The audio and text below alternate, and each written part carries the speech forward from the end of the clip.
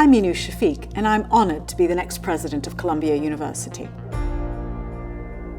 For over 250 years, Columbia has flourished as a vibrant intellectual center in the heart of one of the world's greatest cities.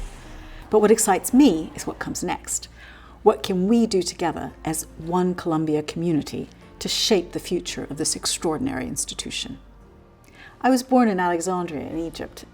My family lost everything in the political upheaval of the 1960s. We moved to Savannah, Georgia when I was just 4 years old.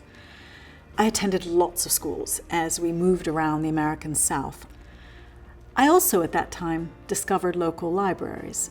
In those analog days, you could only check out 2 books at a time. So I joined many libraries, and my mother patiently drove me around from one to the other on the weekends so I could load up on novels, on history, on biographies, on teen lit. I loved to read, and that was my path for discovering the world. My father always said to me, "They can take everything away from you except your education." Education was a huge part of my family's story. It was the reason my father was able to rebuild our life. My father completed a PhD in chemistry and was a professor and an early environmental scientist. My mother married very young and didn't go to university right away, but she caught up and eventually became a teacher and a head of a school herself. Because of my own family's history and what I've learned in my work on economic policy, I believe there is no more powerful way to make the world a better place than through education.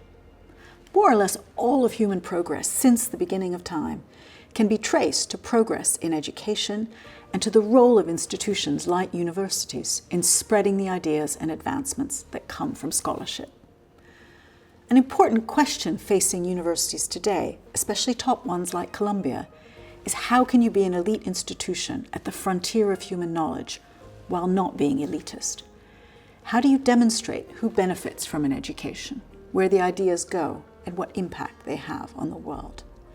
That is the challenge for universities in the 21st century, and that's a challenge that we will meet together at Columbia.